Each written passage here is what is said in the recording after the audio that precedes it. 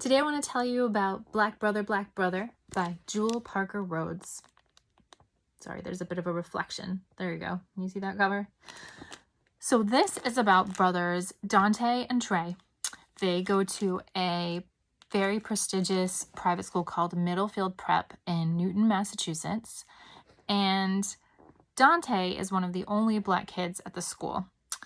And one of the things that happened when he first arrived at the school was that this bully named Alan, who has lots of followers and people who look up to him, looked at Trey, who's white like their father, and then looked at Dante, who's Black like their mother, and said, Black brother, Black brother.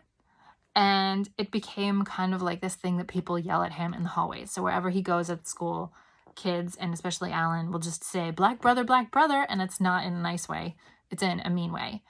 And so Alan is kind of like, he just kind of tortures Dante at school and sets him up in class and makes it look like he does things that he doesn't do. And so Dante is always getting in trouble in class.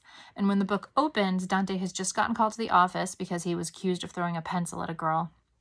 But it wasn't him. It was actually Alan who threw the pencil.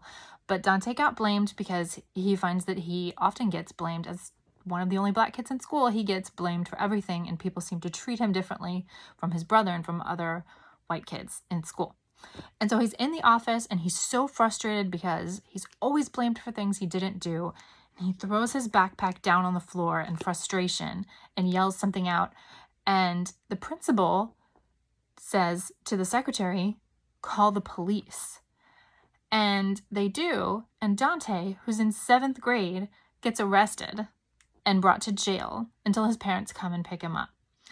It's so upsetting, such a traumatic experience for Dante, who doesn't know even what is going on while this is happening. He's so upset, but he's just a kid, and he gets arrested for doing nothing, basically, and gets sent to jail. It's really hard to read because it's so enraging and upsetting, and this is actually something that has happened in the real world, not just in the world of this book.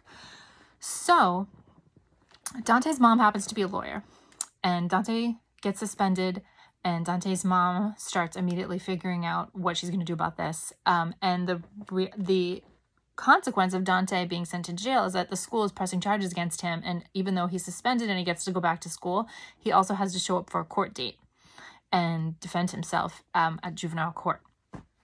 Well, his mom's going to be his lawyer, but he has to show up and speak to a judge about it, and he's really scared because jail really scared him.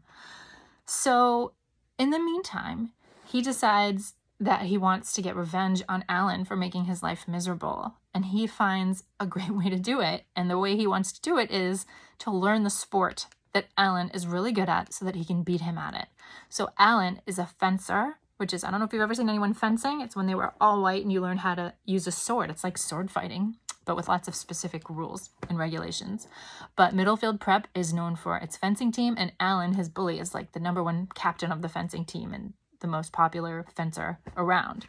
And so Dante finds out that at the Boys and Girls Club in Boston, there is a former Olympic fencer who also happens to be Black. And he wants to find him and ask this man to coach him. And so he does. He goes into Boston. He finds the famous fencer whose name is Arden, and the two of them end up working together. I don't want to tell you what happens. It becomes an exciting sports story where he learns how to fence. It's a little bit like the famous story of the Karate Kid in that way, where it's a real life bully getting to face your real life bully, but in a sports setting. So that is Black Brother by Jewell Parker Rhodes. I learned so much while reading this book. There were times where it made me so mad, and then there are times where I cried happy tears. It's a great book. It's on our 4th and 5th grade summer reading list, 2021.